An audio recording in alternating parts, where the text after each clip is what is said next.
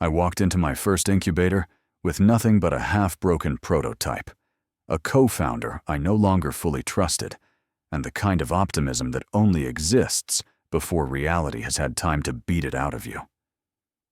From the outside, incubators look like sanctuaries for startups, whiteboards covered in ambition, mentors who've been there, demo days filled with applause and promise.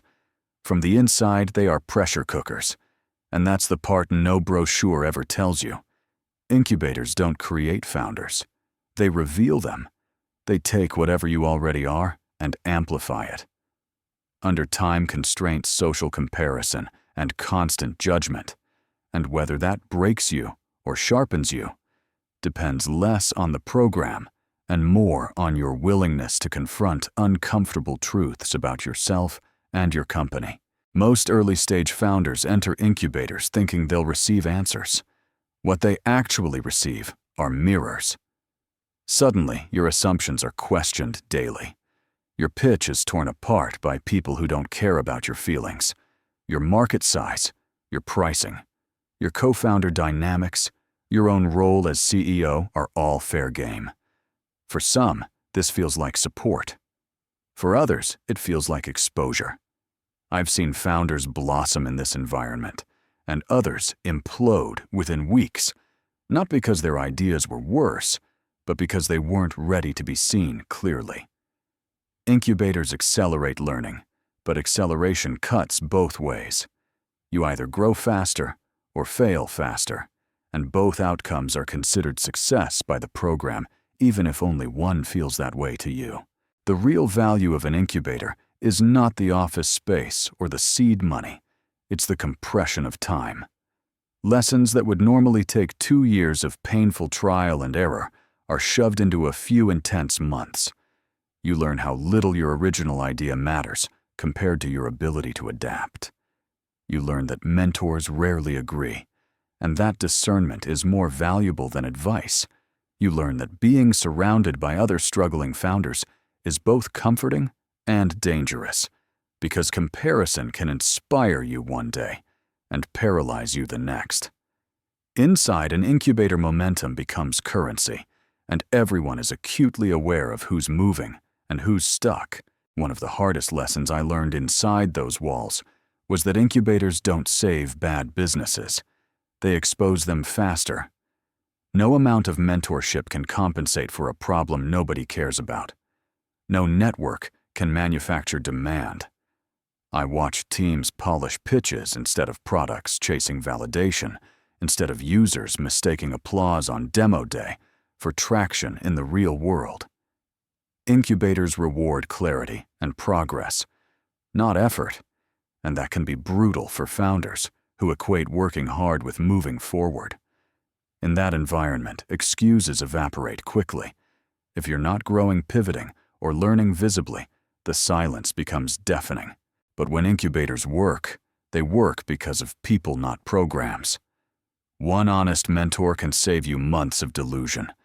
One late-night conversation with another founder can give you the courage to make a decision you've been avoiding. One tough question asked at the right moment can redirect an entire company. These moments are unscripted and impossible to guarantee, but incubators increase the odds by forcing proximity between people who are all risking something. That shared vulnerability creates bonds that last longer than the program itself, and networks that matter far more than logos on a slide. There's also a darker side that founders need to understand before they sign up. Incubators have incentives too. Their success is measured in exits valuations and headlines, not in your personal well-being. Sometimes the advice you receive is optimized for demo day, not durability. Sometimes speed is encouraged, where patience would serve you better. Learning to extract value from an incubator without surrendering your judgment is a critical skill.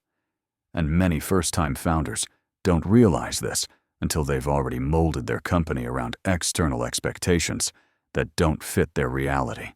As the weeks pass inside an incubator, something subtle happens. You stop building in isolation. Every decision feels observed. every pivot feels public. That visibility can sharpen your thinking or make you defensive.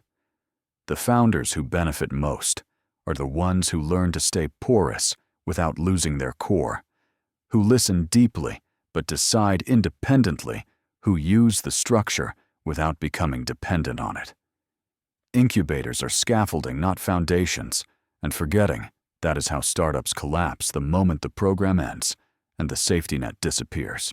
Looking back now with distance and scars, I see incubators as accelerants, not guarantees. They can nurture the next generation of startups, but only if founders are willing to do the inner work alongside the external hustle. They can open doors, but they can't walk through them for you. And the most important thing they offer is not capital or credibility, but a compressed encounter with reality that forces you to decide who you are as a founder and what kind of company you're actually trying to build before the stakes get even higher and the margin for error disappears completely. And that is where the experience stops being about the incubator itself and starts becoming about what happens after you leave its walls and carry everything you've learned into a world that no longer schedules mentor meetings for you and no longer cushions failure with community and applause, and instead asks you to stand alone with your decisions and live with their consequences as the journey moves forward into the next phase, where the true test begins. And the sentence does not end here, but continues into what comes next when the structure falls away, and you realize that whatever you became inside that incubator is now all you have to rely on as you step forward and discover whether the nurturing was enough or whether the real work is only just beginning. And whether the real work is only just beginning becomes painfully clear the moment the program ends and the calendars empty out, because inside an incubator, there is always a next session, a mentor, check-in, a demo day deadline, pushing you forward. But outside, there is only silence and the market. And that silence is where many startups stall, because structure is a powerful crutch, and once it's gone, you discover whether you learned how to think or only how to perform. I watched this happen to teams around me and felt it myself. The first few weeks after leaving the incubator felt like withdrawal. No instant feedback, no applause for small wins, no safety in numbers. Just customers who didn't care where you came from, and investors who suddenly wanted proof instead of potential. This is the moment incubators don't get credit for, because their true value is revealed not during the program, but after, when founders either collapse without external validation or stand on their own with the internal discipline they built under pressure. The strongest founders took the incubator with them in an invisible way. They kept the habit of weekly reflection even when no one asked for it. They continued to test assumptions aggressively instead of polishing narratives. They stayed connected to the few mentors who had earned their trust and ignored the rest of the noise. Most importantly, they internalized accountability. Inside the incubator, progress was expected. Outside, it was optional. And that freedom is dangerous if you haven't learned to impose standards on yourself. The weaker teams clung to the identity of being incubator-backed as if it were a shield. They led with logos instead of traction. They delayed hard decisions because there was no longer a forced cadence. They confused potential with inevitability. When momentum slowed, they blamed the market, the timing, the investors. Anything but the fact that they had mistaken acceleration for direction. Incubators can help you move faster, but they cannot tell you where to go. And once you're out, wrong direction at high speed becomes fatal. There is a lesson here that applies far beyond incubators. No environment can substitute for founder maturity. Programs, frameworks, and mentors are multipliers, not sources. They amplify clarity or confusion, discipline, or avoidance, courage, or fear. The next generation of startups will not be defined by who gets into the best incubators, but by who leaves them with the ability to operate without them. Independence is the real graduation. If you are considering an incubator, go in with your eyes open. Don't look for rescue, look for friction. Don't optimize for approval.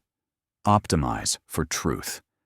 Use the structure, but don't surrender your judgment.